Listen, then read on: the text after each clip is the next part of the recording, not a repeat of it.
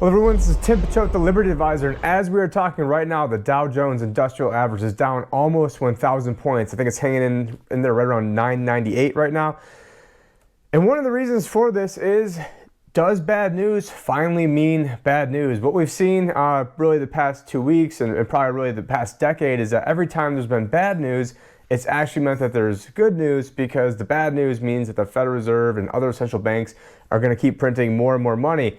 However, do you get to a certain point where there's almost too much bad news, where the bad news can really start to overwhelm the system? So we're really trying to get this delicate balance of, all right, the market wants bad news, but they don't want news that's so bad that it could, send the entire world into a global depression. So that's really what we are battling right now. Now here on World Alternative Media, we've talked several times, and actually before I even joined WAM, this is a point that I belabored many times. I did make a video the month Trump got into office, January 2017, called The Trump Effect and Why Good News is Bad News. So I'm not going to belabor that point. I'll link that down below.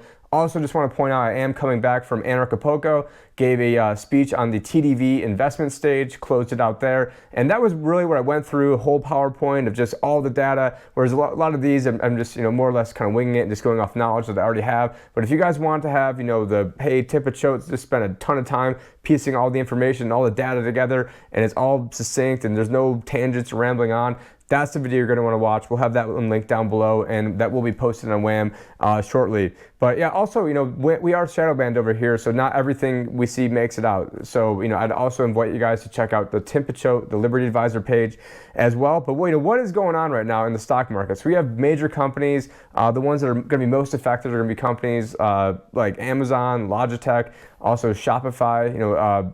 Apple is another one. Now, right now, there is a big worry that the contagion, not even just the virus contagion, but the contagion of the fallout in China is going to spread to other places of the world. Because if you think about it, all the manufacturing that gets done in China, really we have, when you take a look at it, it's a global economy and really global kind of Ponzi scheme. And if there's any one leg of that Ponzi scheme that's not able to fully get up to its potential to keep this whole ship afloat, then, it could spell big trouble for the broader market. And I think maybe that's what people are realizing what's going on.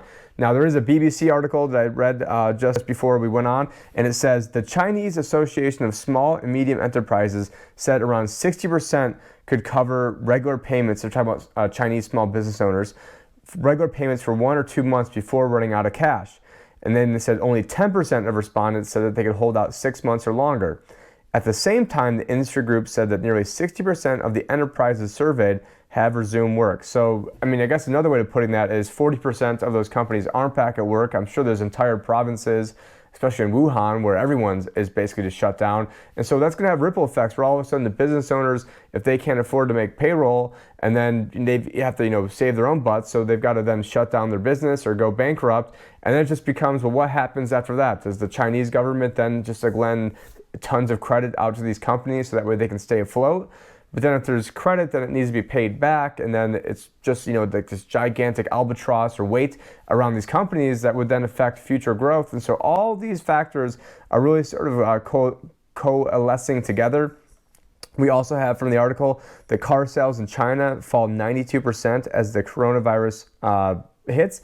And I guess the real, $800 trillion question here, and maybe that's, what the next bailout's going to be, is that, does this money printing, does it actually equal good news to the stock market? Or are we in such bad news with what could be happening that, this could be the start of things to come?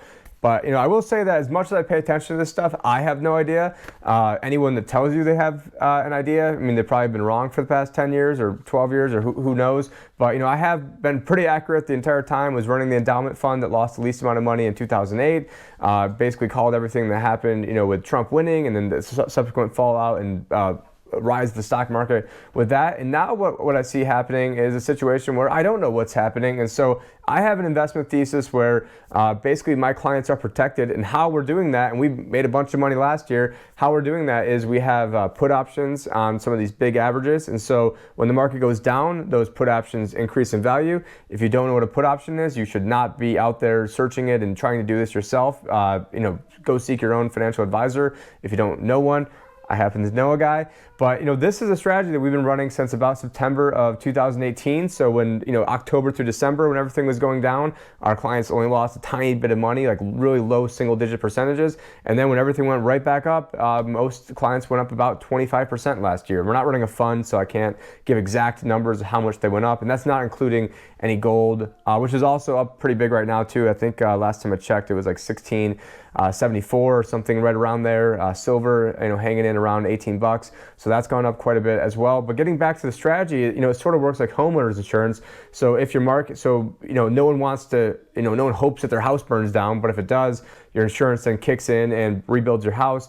And so, not necessarily anyone hopes that the market goes down unless they're shorting it or they're just like a nihilist or something. But if it does go down, then we then use the put options as liquidity to then have a pile of cash to then go in and buy things that got just absolutely wrecked. Because I do think that the system of B powers of B cannot allow the market to go down for any extended period of time, because everything coincides together, whether it's the baby boomers retiring and needing to downsize, whether it's all the pension funds from the said baby boomers that are now retiring. And so they can't afford to have any real major drawdown ever, because everything is just in this heightened state of basically a gigantic bubble and a gigantic Ponzi scheme.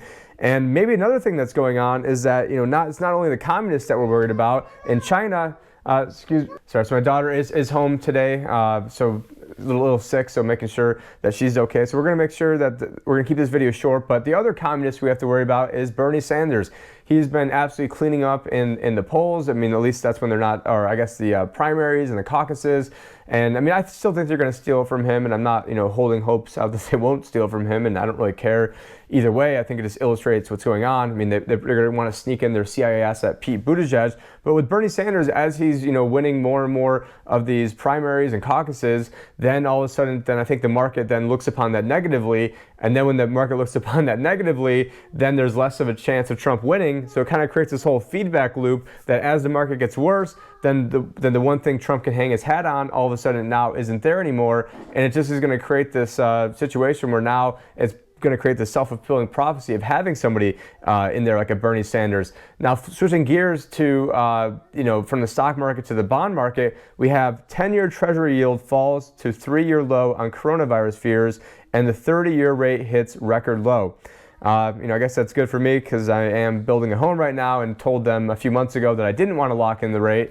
And, Chi-Chi, my mortgage consultant, tried telling me how interest rates work. And I told her, listen, dear, you don't need to tell me how interest rates work. It's sort of my main deal. But the bond market is typically regarded as a smarter market than the overall stock market. The bond market and stock market had a dichotomy and divergence probably going back at least the past couple of years. And so why are the smarter money people saying that something bad's going on while people are still being optimistic in the stock market? Or I guess they were optimistic in the stock market. And so if you've been hearing me talk about this, for a while, I'm not painting doom and gloom. I'm not really worried at all about this. I'm not worried about it all for my clients.